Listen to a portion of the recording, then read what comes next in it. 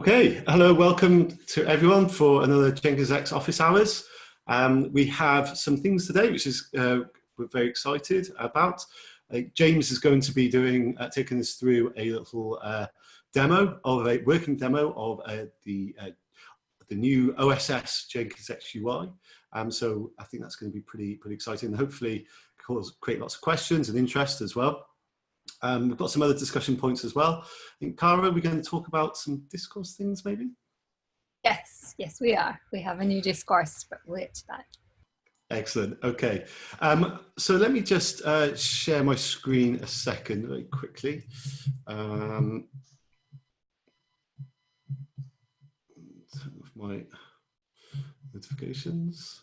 Okay, so just for anybody that's watching the recording and or here for the benefit, there is the community page on the website here, which we're going to be evolving and making a little bit more interesting over the next few weeks as well. Including here is all the links to the Slack channels and everything, but also some more interesting links on the office hours calendar. Sorry, on this calendar, which doesn't just include office hours, it's also links to some other interesting things that people might be wanting to come along and join. Cara, are you going to say something about that? Yeah, no, just looking at the calendar, it was a good reminder. There's a fantastic workshop on this Thursday that is for free, that you all can sign up with Linode. But if you click on the link, if you go to the community pages, then you see the calendar. You guys, there's more information and you're welcome to sign up. But it should be a great workshop on Jenkins X, and it's done by Mauricia. So highly recommended. Awesome, look forward to that.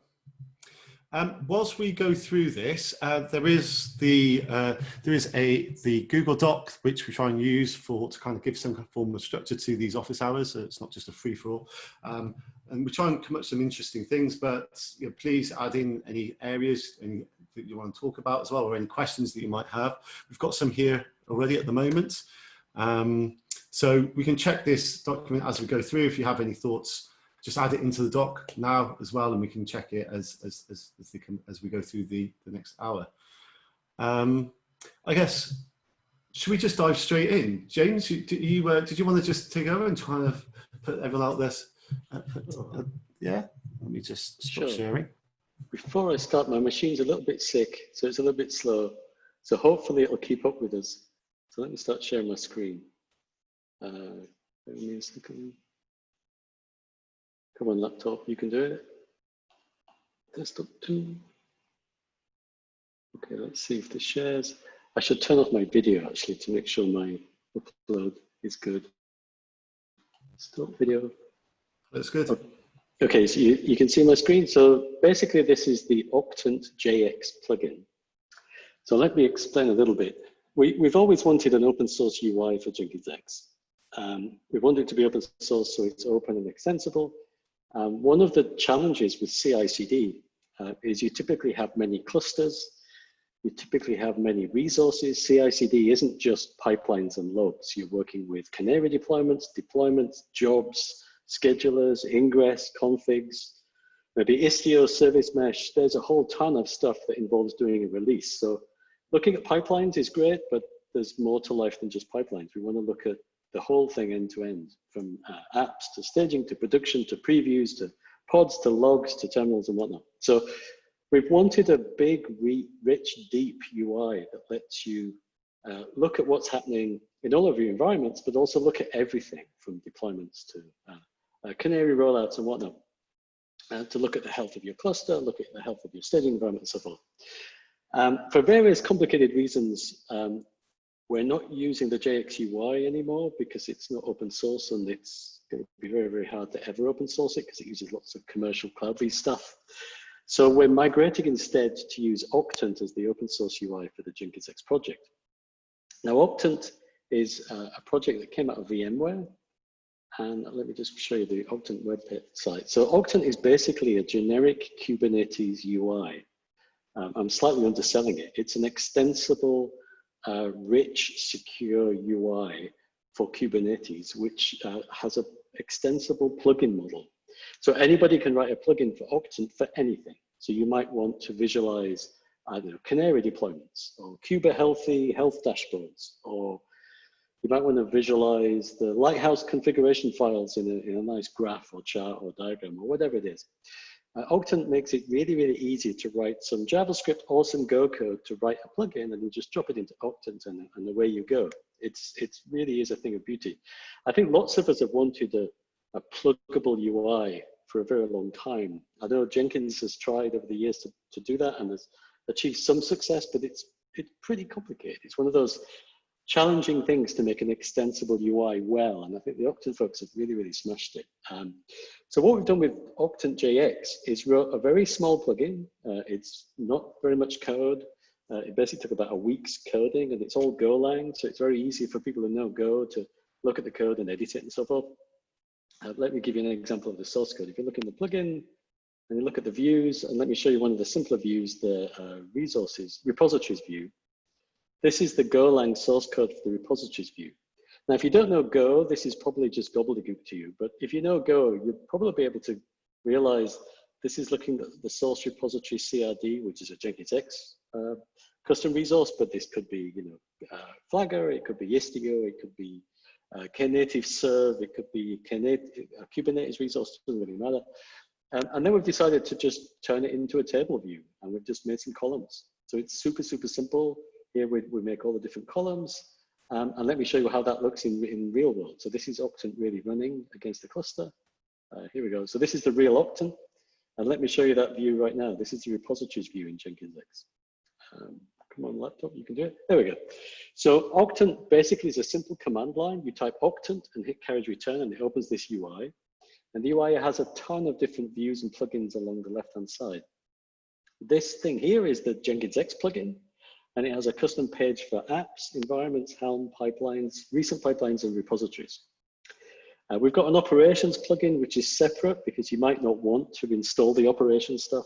Maybe you don't even have access to see any operation. So we put the operations views in this separate plugin. So we have one plugin for users of Jenkins X, like developers, and one plugin for operations folks to help view the overview of Jenkins X itself. So in this view, we can look at things like, what are the boot jobs running? What are the pipelines running on the environments? What upgrade jobs have we got? What garbage collection's been going on, and various other things like that. Don't worry about the operations page right now. We're working a lot on that over the coming months. I'm going to focus to start with on just the Jenkins X tabs. So the first tab is the apps tab, which shows you all the apps running in the current cluster. I'm actually running this on a very early build of Jenkins X3 Alpha. So don't worry too much about the detail of what you see here. But here's just a bunch of apps. These are the names of the apps, these are the versions, and these are how many pods. And you can see we're missing a pod here, and here's the URLs of the apps. So the apps view is just a simple way of looking at what apps are running in a namespace. If I want to switch namespace, I can click here, and I can switch to, say, the staging namespace. And I think we should have an app there. There we go, we've got an app running in staging. This is actually looking at a BDD test that ran 10 minutes ago. So here's a BDD test, which is a quick start, and there's the BDD test running. If I open that in a new tab, we'll see there's the Hello World Go example that just deployed to staging. So we can navigate through all of our different namespaces and look at what's there, what apps are there, and so forth. Pretty much all of these things are links, so I can click on these to link into pods or deployments or apps or ingresses or URLs or whatever. Probably the place you'd start as a developer is look at the pipelines view. So the pipelines view views all the pipelines that have been running in the current namespace, this namespace here. We can filter these by branch, build number, repository. So for example, I can look at just the builds for this pipeline, quick start. And we can see that there's a release on the master branch, build 1. And we've also run a preview build, a pull request 1 on number 1. Interestingly, you'll notice these are links, so we can link to the promotion pull request. If I open this link in a new tab, we'll see this was a pull request that was created to promote this application to staging, which is cool. This is the preview. I could just one click to look at the preview, and there's the preview example. And then I can click on this link to look inside the pipelines. So here's the pipeline for the release build. Now, again, this is all pretty simple code. It didn't take us very long to kind of build this. One of the nice things about Octant is it understands pretty much everything that is running in the cluster. So this was a release pipeline. If I click on this link here, it's going to take me to the pod. So if I click on that link there and open it in a new tab, That was command click for those who can't see my keyboard, which is all of you mostly. So this is now going to open a new view viewing the pod. So this is the pod that ran the pipeline. One of the other great things about Octant is you could start viewing Octant as a nice UI for Jenkins X for plugins and pipelines and whatnot. And over time, use it to gradually reveal more and more of what Kubernetes is doing behind the curtain. So on this view, we can see all of the pod conditions, the init containers in the pod, all the actual containers used in the pod, the volume mounts, the arguments, the environment variables, and all that kind of stuff. You can also then look at the metadata for the pod. You can look at the resource viewer, which is what are all the actual resources? Let me zoom a little bit. So there's the config map, there's secrets, there's a pipeline run, there's a service account in use and so forth. So that lets you navigate the graph of all the different Kubernetes resources. If you look at the YAML view, warning, this is pretty big on the pipeline. This shows you the real detail of actually what's happening inside this pod, which is pretty huge. And plus we can look at the logs of each different containers. We can look at all of the logs across all the containers, or you can filter on a specific container, which is cool. So you can dive into the detail. If the pod's running, you can open the terminal and look inside the pod. What I really hope we can do fairly soon with Octant is use the terminal view. So once the pipeline is running, click on the pod and then click on the terminal view and open a terminal in a running pipeline. So that if a pipeline, you can just check, look at the files that are inside the pod. If a pipeline fails, we should be able to just run commands in that terminal without, getting kubectl out. So that's looking at the pod. For any of you who've ever played around with a Jenkins X YAML, or you've played around with Tecton catalogs or build packs or whatever term you want to use for reusable pipelines and pipeline libraries, sometimes a pipeline doesn't do what you want it to do, and you're not quite sure why. So it's really handy to be able to look at a step and find out, what is that step? What did it actually do? So if I click, you see this link here takes us to the log for one step. So if I want to see, what did the changelog step do? I can just alt-click on that and it'll show just the logs for that one step. Okay, so we can look at one step really quickly, which is nice. But the other thing is we can click on this little envelope icon to view the step details. And I'll open that in a new tab. And this is a very simple view, but it just shows you what actually was that step. So what was the Docker image or the container image? Which directory did it run in the pipeline? What's the name of the step? What was the command that ran? What are all the volume mounts that were used for that step? And usually where the problem lies, what are the environment variables that are active for that step? So if you're ever wondering, oh, this is maybe not the image, I was expecting a different image to be in this step or whatever, you can just click on here and see exactly what the steps are. If the image is on GCR or Docker Hub, you can also click on the image and that will take you to the source of the image where you can find out, the SHA and the labels and when it was built and how big it is and all that kind of stuff. I'll just wait for Google to load its thing. There you go. So we can see this is a reasonably recent image from June. So that's the step view. And then it's also worth noticing that pretty much all of these things have links. So this is a link to the source repository. If I click on that, I can go to the source repository. There's the Git repo for this quick start. If I click on there, that's the pull request for the staging repository pull request. So basically, as you're looking at all these different pipelines chugging along, with one or two clicks, you can navigate from here to a preview or to a pull request. You can click here to navigate into the pipeline, and then from there you can look at any step, the detail of a step, the log, the pod. It's super, super handy. I tend to use this all the time, basically. It's awesome. And then if you only care about a specific thing, you can just filter on build, on branch. Let me just do the pull request ones, and then so on and so forth. So it's really, really simple. A couple more views I'll just show you in the Jenkins X plugin. There's the repositories view. So this is basically a list. We've actually got two repositories, which is a slight bug, but don't worry about that. These are all the source repositories. So this is all the, it's a Jenkins X custom resource, which defines the Git URL, which if I click on that, it's going to open the Git URL. So there's my quick start. There we go. There's a quick start. And this is my development environment. Don't look too much at the development environment. That's a Jenkins 3 thing, Jenkins X3, which we're not quite ready to demo. We'll do that in a couple of weeks' time. So that's the Jenkins X piece. Let me just show you the Kubernetes piece. So if you click on the workloads tab, and you can click on, say, deployments, This is now vanilla Kubernetes. So here's all the deployments that happen to be running inside this cluster in this cluster, in this namespace, in the JX namespace. So we could click on, say, Lighthouse Webhooks. Lighthouse Webhooks, we can see it's got 2 pods. So there's the 2 pods. We can see, again, the resource viewer to look at the deployment and the service and the ingress and the secrets and the service accounts and so on and so forth, which is nice. We can look at the YAML to see how it's all working. We can delete it if you want, and you can do some editing of different things as well. So you could edit a deployment to change its number of replicas and those kind of things. Or we can navigate into the pod. So clicking here navigates to one of the pods for this deployment. And this is one of the pods, and then we can look at the logs of the pod, which is great. And then we can open the terminal, and then we can look inside.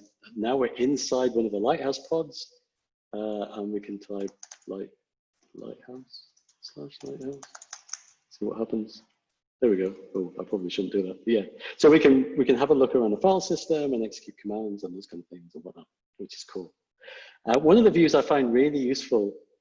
Jobs are a really useful thing in Kubernetes, but the UX of jobs is a little kind of weird, and it takes a while to understand them. The jobs UI in Octant is really useful. So you could find, say, the Lighthouse garbage collection job, and you can click on the job, and then you can see all of the pods that have run, and we can see this one completed, and then you can delete jobs and you can recheck jobs, which is really nice. So watching jobs inside Octant is really handy. It helps you kind of figure out what the hell's going on. Sometimes a job doesn't start and there's some pod condition, or if you scroll to the bottom, there's events down here. Sometimes there's an issue with persistent volume, or there's an issue with a missing secret, or there's no capacity on a node, or a random Kubernetes error that something can happen. You can just scroll to the bottom and look at the events page and you're good to go. And a couple of other pages, I'm not going to show you every single page, just play around with it really. You can look at ingresses and services, which is really useful, in config maps. So for example, if you wanted to know what have we configured the Docker registry to be in this installation, you just click on the config map and it shows you the Docker registry is currently gcr.io, so forth. So you can look at the configs pretty easy. We could easily do visualizations of the Jenkins X specific config or the Lighthouse specific config in a kind of a nice UI. What else shall I show you? Oh, events is pretty useful. Roles and RBAC is pretty handy. If I look at, say, service accounts, and we look at, say, notice it's got pagination built in, so I could say, show me 50 rows, and then it shows you all of the rows. Let me look at the webhooks Lighthouse service account. So if I click on the Lighthouse webhook service account, it shows you all the policy rules to show you what the Lighthouse service account can do. If you've ever tried to figure out what service accounts map to roles, it's kind of painful. Octant makes it really, really simple. And you can then do things like applications overview that shows you, show me vaguely what all the apps are running in this cluster. You can do it, there we go. Unfortunately, it doesn't filter out pipeline pods very well right now, so those look a bit weird. But it works great for all of the other things. So things like I've got 2 pods in Lighthouse, here's how much memory is used, how many cores I'm using, and so forth. We should maybe hack Octant so we can filter out pods from pipelines, but never mind. So that's generally it. We can switch clusters, we can switch namespaces, and we can pretty much navigate almost everything in Kubernetes. We can look at nodes, how many nodes have I got, what are the nodes that are there, and so on and so forth. So it's super, super simple. It's also super easy to write plugins or contribute to Jenkins Octant JX. If you're at all interested in improving the UI, or if there's always something you wanted the UI to do, please just have a little noodle of the source code, ping us on Slack. We'll walk you through how to add code to it. It's really, really easy. It's a fairly simple bit of Go code. I should explain how it all works under the covers. To open the pipelines page, you type Octant and then pass in a browser path if you wish, or it'll just show the home page and then you navigate to where you want. If you want to run lots of Octants, you can listen on different addresses. You could have one Octant running on your dev cluster, one Octant running on your staging cluster on different URLs if you wish. By default, Octant works rather like kubectl and like JX. It will use your kube config on your laptop to talk to Kubernetes. The awesome thing about that is it's going to reuse the same single sign-on that your Kubernetes cluster or your cloud provider is using, right? Which is great. So you don't have to worry about setting up DNS and TLS and certs and single sign-on and OAuth and all that kind of stuff. Just type Octant, you get a UI, and you're good to kind of go. When you develop Octant, there's a whole bunch of, the makefile does it all for you, but basically to install plugins, where have we document? There we go. You install plugins into this folder, into the .config Octant plugins folder. So if I just open a terminal and show you. By the way, Octant doesn't run inside Kubernetes. I've just noticed a question from Jerome. Octant literally just runs as a binary on your laptop. So you can use Octant to look at any Kubernetes cluster. It could be a completely empty Kubernetes cluster. You can then boot up Octant, and then you can start installing stuff, and you can watch the things install. I've been watching the BDD tests run from starting a completely empty Kubernetes cluster and watching everything just arrive using Octant, which is really, really awesome. I'm hoping soon, as part of the Jenkins X3 work, we can basically install Jenkins X3 and watch it install all via Octant. Still using GitOps and everything, and still doing everything server-side, but we should be able to just visualize everything through Octant, which would be really, really nice, because Octant just runs on your laptop, connect to any cluster anywhere. So long as you have access to a Kubernetes cluster and you can kubectl access it, and you have a kubeconfig, Octant works. So if you have, say, read-only access to one namespace in production, and maybe you can't see secrets, but you can see pods or something, you could use Octant to look at the things you can see. Octant respects the TLS and SSO of your Kubernetes cluster. It respects the RBAC of your Kubernetes cluster. Whenever you're using Octant, you're running as your user. So what you can see on your laptop is not necessarily the same that other people can see. And by default, Octant only uses your local host on your laptop. The Octant folks are building an Electron front end. I've not tried it yet. I think it's almost there. So you can use like a desktop app for Octant. But that's really more of a UX thing. It's like a shim on top of the same thing. Basically, Octant is a simple binary with a web front end that's all Golang, which is awesome. Any more questions, by the way, of anybody about Octant? Octant's really just awesome. Just play with it. It's just a thing of beauty. The thing I love, I think, the most about Octant is the plugin model is so slick and simple. And it's crazy simple just to write a new plugin, compile the binary, and then you can just use it straight away. It's really, really, really nice.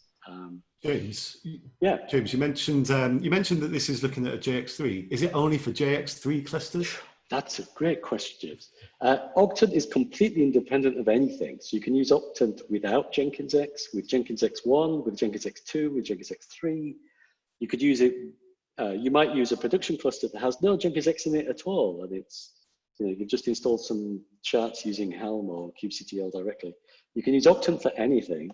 Octant JX should work for Jenkins X2 and 3. The only thing that doesn't work in 2 is the Helm view. And to be honest, the Helm view isn't massively useful for Jenkins X3 either, because we're tending to move towards deploying things using kubectl apply rather than using Helm install. So the Helm view only views things you've installed using Helm install, which right now is just this thing called a Git operator, but don't worry about that right now. So the Helm view might not be that useful, but the apps view will work with Jenkins X2 and 3. The environments will, the source repositories will, and the pipelines will. And obviously all the other views are completely Kubernetes centric and have nothing to do with Jenkins X at all. One of the things we hope to do is over time add more and more plugins for things like Kubernetes external secrets. So you can visualize your secrets, see which secrets have not been mounted and mapped, see how old your secrets are, which secrets need to be recycled, and various other bits and bobs, or deal with things like Kuba healthy, health checks, and lots of other kind of visualizations that we can do. I'm sure we can do lots of different visualizations of looking at all of your environments together on one page, or looking at the history of deployments across pages, or maybe some metrics or something. There's a whole raft of things we can do with plugins, which is really exciting. Any other questions at all? I'm trying to think of what else I can demo. Oh, I should show you how to install it. Yeah, go on. Sorry, go Jim. I was just going to say, can you go to the pipeline view again? Yeah. For me, this is one of the most helpful ones. It's unfortunately right now it's still not that obvious to get notified when things are going, when pipelines are failing. Say if you've got a pull request, you kind of get a notification on the pull request. But if you've got a release build that's failing, it's not that obvious. We haven't got any notifications yet. But I find that view really, really useful because I'll just put it up in the top corner and things, you see the pipelines that are going on and any kind of failures. It's quite a lot clearer, which is kind of really handy as well. Yeah, let me see if I can trigger a pipeline. So let's see how well Jenkins X3 is working today. Let me see if I can change this to through GitHub and see if it builds it while we're doing office hours. I'll click edit and I'll do awesome. Type awesome here. And then we'll find out if it works or not for real. So I'll pop back to the, so I've just made a change to the pull request that I created on the quick start in the BDD test. And yay, the pipeline's running. So you can see there's the pipeline running. So one thing you can do, by the way, is you can just filter on, you can filter out succeeded or failed. So you can just say, I just want to see running stuff. And it just shows you running pipelines. So you can just see, filter out all the stuff that's succeeded and just focus on stuff that's failed or stuff that's running right now. So here's all the currently active pipelines. And to be honest, this view kind of tells you what's going on. You can see these pipelines running, and this is basically the last stage that's being run. So just from this view, we can look across the pipelines and see what's actually happening. So I tend to just leave this view up all the time when like BDD tests are running or something like that, or sometimes looking at our infrastructure page. I'll just use this view to look at what are the active pipelines right now. And if you really want to watch it in real time, you can just click on the detail page and this will show you all the different steps. Any second now. Oh, there we go. So then you can watch each step kind of progress step by step, and it's got the timings of each step, and I can watch the logs and stuff. It's pretty nice. And this is after like a week's work. I mean, imagine if, you know, we all spent a day on this, polishing it and adding, you know, improvements to the UX or UI. There's all kinds of stuff we could do. I would love to be able to just open a terminal from this page. That would be awesome. Oh, the promote failed. Let's look at what the log says.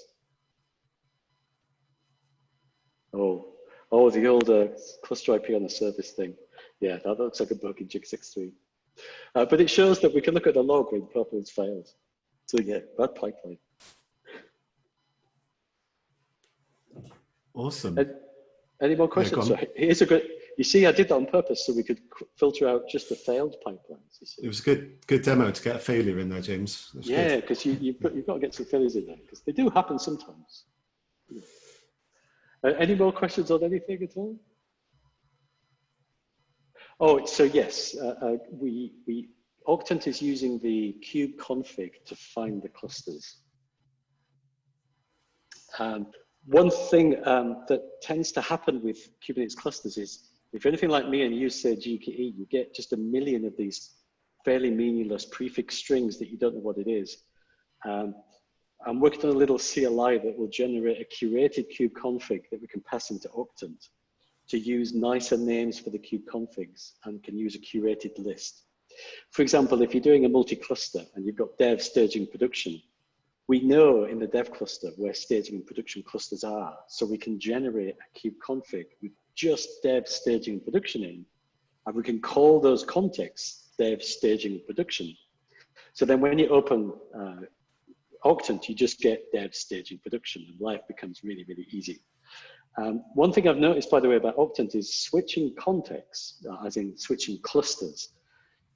It isn't super fast. And I found if you are working with dev, staging, and production clusters, and they're separate clusters, and you want to be able to navigate between them very quickly, it's actually better to run an Octant on dev and staging and production in parallel. So I think over time, we can maybe add some more advanced tooling around Octant to make it easier to do things like run 3 Octants for dev, staging, and production so that they're all active and live all the time so you can very quickly navigate between them. Because currently switching context takes a couple of seconds, which can be a bit painful. Is it possible to distinguish between IT and dev? That's a great question. I've not found out yet in Octant how to disable all the generic Kubernetes stuff. We should probably raise an enhancement request with the Octant folks. because Octant has like built-in plugins, of which these are all the built-in plugins, and then optional plugins, of which these two are optional. Now, firstly, the JX Ops, you can just remove the JX Ops plugin so that it won't appear. So you can add or remove these two by just adding or removing a binary. Let me show you how that works. I should have shown you that by now, by the way. I apologize. Let me just get a terminal up. If I go into .config Octant, and there's a plugins folder, and if I cd into plugins, that makes it a bit bigger. CD plugins. Let's go. So here's Octant JX, which is the developer plugin, and Octant JXO, which is a terrible name, which will probably rename it, and that's the ops plugin. Now, if you just delete that binary and restart Octant, this tab disappears. So we could decouple these plugins into a much finer grained to have, you know, developer only, or we could maybe have 3 or 4 plugins or whatever. Maybe we could work with the Octant folks to make this bit a little bit more composable so that we could have a pure dev version that maybe hides some of this stuff. You know, maybe certain developers only want to see a couple of namespaces or something, or they only want to see a certain kind of resources. Maybe we should hide secrets in production and that kind of thing. So I think we could certainly configure this navbar a little bit.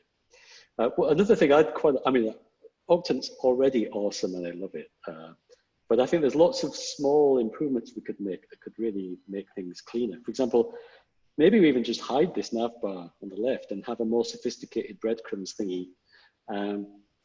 Like I'd like to be able to switch between all of these different tabs in the Jenkins X plugin without using the navbar at all. I'd actually like to hide the navbar and just do it, say, here. So that if I just want a Jenkins X UI, I just get a Jenkins X UI, and it's up to you if you want to show the navbar or not. The navbar expands, by the way. I should have shown you that before. So this is the detail view of the navbar, and you can look at all the plugins, what are plugins installed. So these are the 2 plugins, and this is Jenkins X plugin, and these are all the kind of the detail view. If you're a dark kind of person, this all works in dark mode. I know dark's trendy. I'm more of a traditional kind of light person. But let's go to the dark side. So this is what it looks like in dark. So you can go dark if you like. But yeah, I think, yeah, people like dark mode. I really, really like Octant. Already, I think it's totally awesome. But I think if we as a community work with the Octant community, we can just keep making this better and better and better over time and just keep improving it and doing more and more things. It'd be nice to do chat ops from Octant and so on. Maybe Slack and Octant integration somehow, possibly. There's all kinds of things we could do. Certainly, one of the things we started to think about, we haven't quite done yet in open source, is visualizing Canary deployments. If you're using things like Flagger and you want to do rolling upgrades and Canary deployments, we should have a really nice progressive delivery page that lets you see what progressive delivery rollouts are happening in which namespace, so you can see, you know, what percentage is your Canary and you know, is it still looking successful and so forth. There's a project called KubeHealthy that we've been looking at, which is really good for status pages and health pages. So it gives you more health indicators of the system. We could do an amazing page for KubeHealthy as well. So we can just keep building more and more pages for more and more things, right? And we can all just experiment and have fun. So if you're looking for something to contribute to, Octant and Jenkins X is an awesome place because it's fairly small, it's very well focused, and it's pretty easy, really. You just query some CRDs and visualize it somehow. It's really cool. Awesome. Any more questions, or should we carry on with everything else? There was oh, sorry, go on, Cara. I have a question actually. For using something like KubeHealthy with Octant, with JX, either 2 or 3, do we need a plugin for KubeHealthy that it has any sort of connection or specific to JX, or is it just for Octant? Yeah. It would be generic for Octant. So it would be we could do a plugin for KubeHealthy for Octant, which is completely generic to KubeHealthy. And then we could do a Jenkins X plugin to KubeHealthy that would extend KubeHealthy with, which we kind of have. We've got the basics at least. We could make something way cooler. Just in a similar way, there's an issue in the Octant repository right now for Kubernetes external secrets, which is kind of similar. If I show you this issue, we've been really loving Kubernetes external secrets. And Kubernetes external secrets is a very simple CRD. There's some detail here. Well, there's actually some examples in here. It's a CRD where you can define a secret. So this is the CRD, Kubernetes external secrets. And we're saying we want a Vault secret. This is where the secret's going to be in Vault. This is the name of the configuration. And this is the role to use to access it. And then the external secret deployment will watch Vault at that path. And when that secret arrives at that path, it will populate that key in a secret called this in this namespace. So in other words, it's a generic solution for populating Kubernetes secrets from Vault, Amazon Secret Manager, Google Secret Manager, Azure Secret Manager, Alibaba Secret Manager, Azure, Amazon Secret Parameter Store or something, whatever it's called. So basically it's a generic solution for managing secrets, which is awesome. We've already got a little CLI tool which will visualize which secrets are populated correctly. And all of this is generic. It's got nothing to do with Jenkins X. It's purely using this external secret CRD and Kubernetes secret. We should be able to build a UI in Octant that's kind of like this, but better. That visualizes all of your secrets, which secrets are valid, which secrets are invalid. Maybe when the secret was updated, so you can know which secrets are looking a bit stale and maybe need recycling or whatever. So we could do plugins in Octant for external secrets, for KubeHealthy, for Flagger, for Tecton, for Istio, for basically anything that has a CRD, we could build a really slick UI. And that UI would be independent of Jenkins X, to be very, very clear, which helps everyone in the Kubernetes ecosystem, right? So I think we could do by the way, we could do a Octant plugin for Jenkins. If you're using the Jenkins operator, the Jenkins operator publishes where Jenkins are. So we could create a Jenkins plugin for Octant to visualize Jenkins servers, which would be kind of interesting. And we could visualize the config as code and where the endpoint is of the Jenkins server and is the pod up and how much memory is it using and all that kind of stuff. So we could do lots and lots of things in the Octant space, which I think could be really useful to all of us, I think, not just Jenkins X people, anyone in the cloud native ecosystem.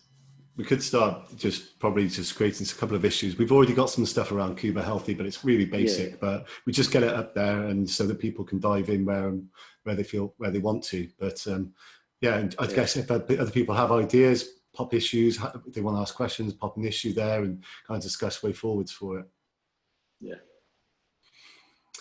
It's 22. There's still a couple more things that was on the agenda, but were there any more questions? I know there was a couple of questions that was on the chat around more JX3 specific stuff. We probably probably hoping not to dive too much into JX3 stuff quite yet. I mean, it's not long. It's just so that we can get ducks aligned and we can get some more documentation and design ready to prepare for that, so it's a bit clearer to understand. But I think a quick answer, by the way, to Yusef's question on JX3. We're absolutely supporting Helm in JX3. Yeah. We're also supporting Customize and Kept.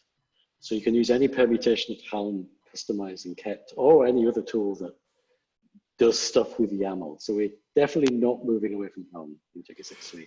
It's more we're trying to be a bit more flexible so that you can use the right versions of tools that suit your needs or the right permutation of those tools. You could be pure Helm, you could be Helm customized, you could be pure customized, you could be Helm customized and kept in some kind of thing, or you could just handcraft YAML if you're that way inclined. Similarly to Jerome's question, it's more about JX3 be compatible with GCP, EKS, AKS, and IKS. Well, yeah. We want to try and get absolutely that is what we need to do, but we also want to try and get what JX3 is, well, those quality gates. We want to get that from an alpha to beta to GA to define what those requirements are. But one of the efforts around JX3 is to absolutely decouple from maybe the cluster creation, and so the Jenkins X is more focused on just the installation. So yeah, that would actually satisfy those efforts as well. Other questions?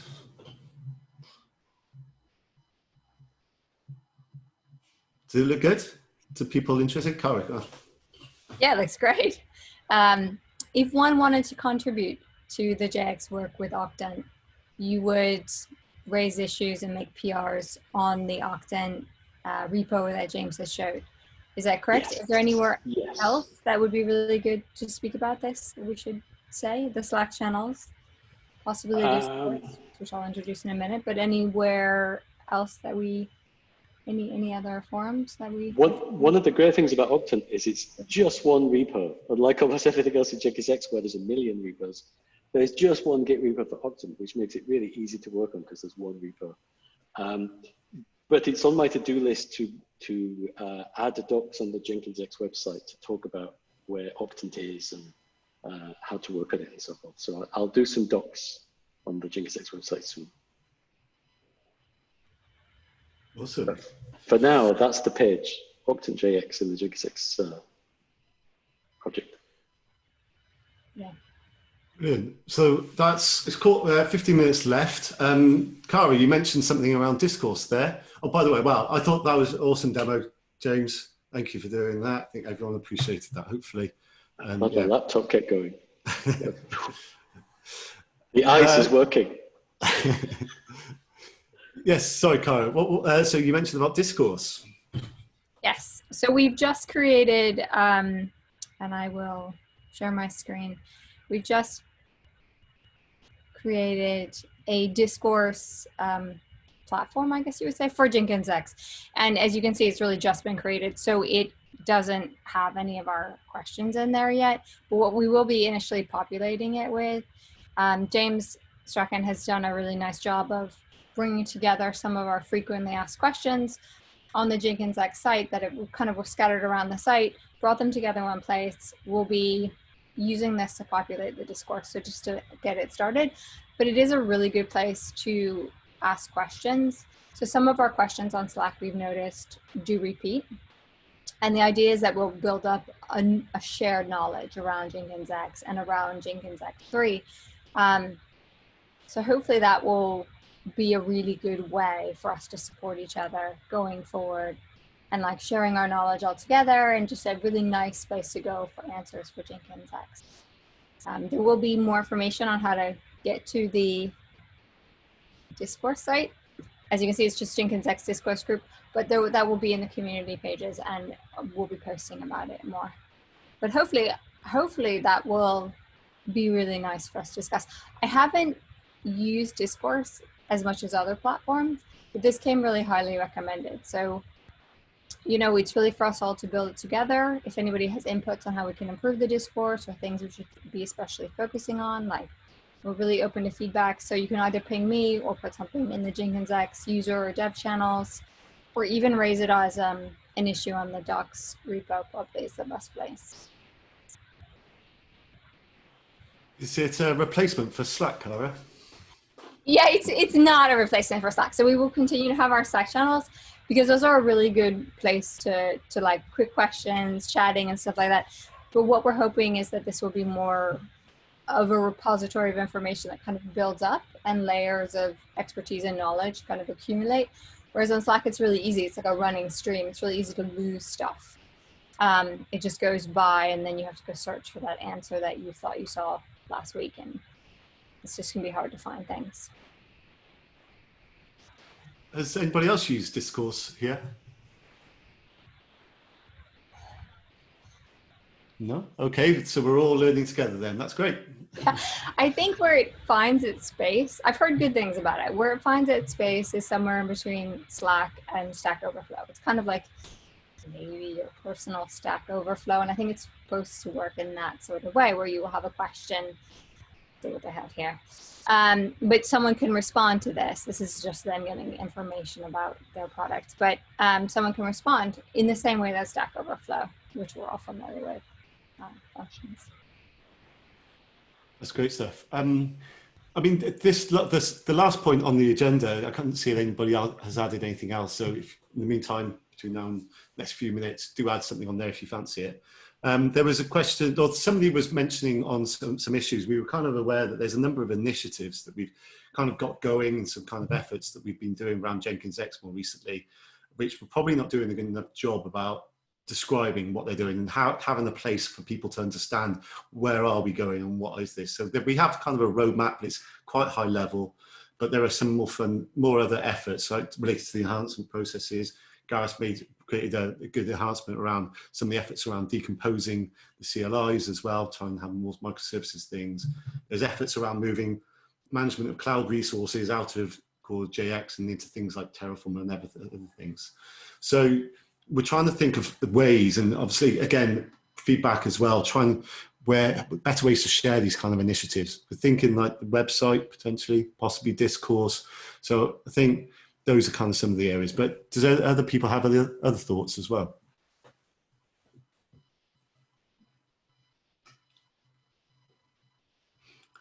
How does it, where would somebody normally go to? If somebody wanted to find out what things were being worked on by the developer community from Jenkins X, where would typically people kind of go? Would you just go and ask in Slack? What would people do?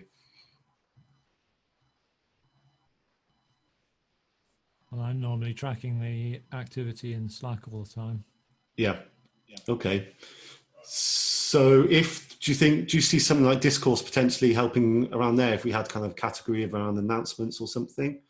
Could that be something that you might be easier? Do you find it hard to follow in Slack? Put it that way.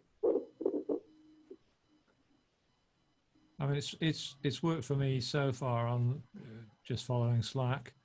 You know, the only challenge that I've had is where we've been automating the deprecation of issues.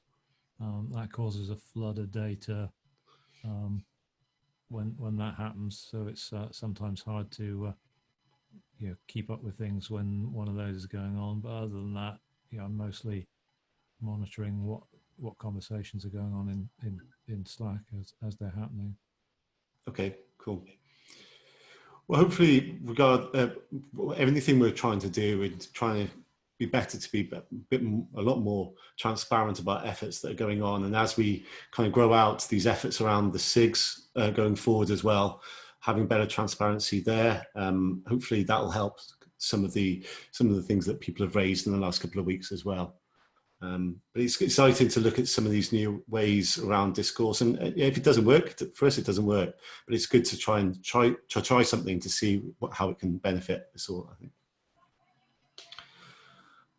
All right, cool. Was there anything else? Any other questions that folks have? We've got 10 minutes left. Good. Open it up.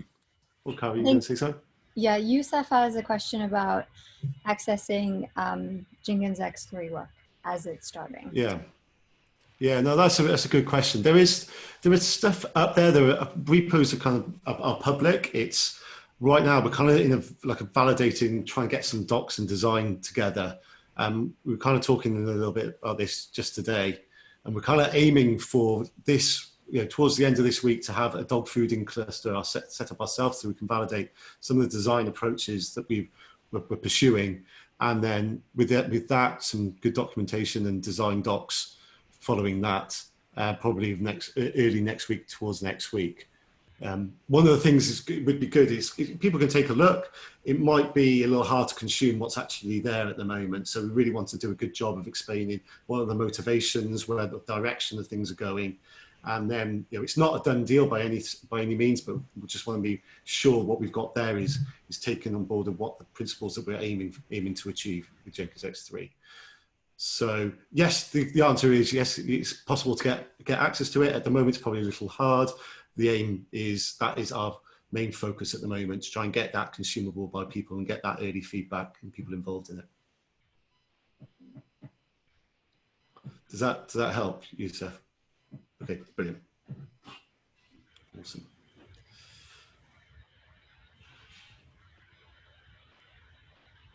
Any other questions? Any other questions between this or what we're doing at the moment, or the stuff that James was talking about with the UI?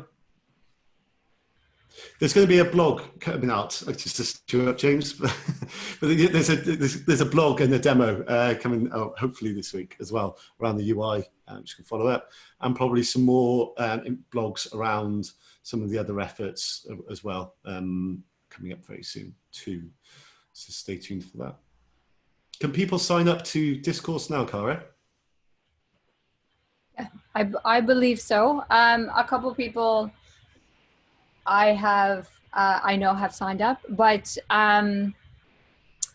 yeah, actually I might, yes, people should be able to sign up. This is the short answer to that. And if you cannot, if there is any issue that you are having, please ping me on the Kubernetes Slack. And I'm more than happy to help you. Just ask in the user channel and at me. But it should be no problem because we do have people signed up.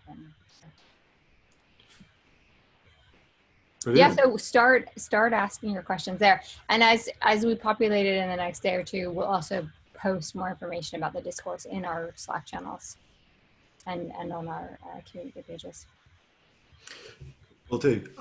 Just notice, Youssef, so on what we are aiming to do is once we get this infrastructure up, just to talk a bit about what our more tangible next steps are, we're setting up a cluster this week, later this week. And with that, we're going to be moving anything that we had over at JXL, the lab side, actually over to be into the Jenkins X orgs. So when we say we'll be able to have more engagement and involvement for reviewers and improvers around there as well, but we just got to try and that's the next step, and then we can move the repos over and to pushing images to the right buckets and Helm charts to the right buckets as well.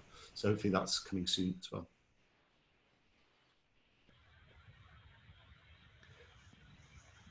Awesome. Does anybody else have anything else to add for the last 5 minutes? Okay. Well, let's leave it there for the next office hours, where we should be talking more about the JX3 efforts and the GitOps SIG that we're looking to kick off very, very soon, and hopefully some more exciting things that people are doing as well. Feel free to jump onto the agenda and put questions or things you want to talk about as well. Brilliant. James, that was a great demo. Thank you very much. Hopefully everyone has enjoyed that as well. Okay. Cheers. Cheers. Bye-bye. Bye. Cheers.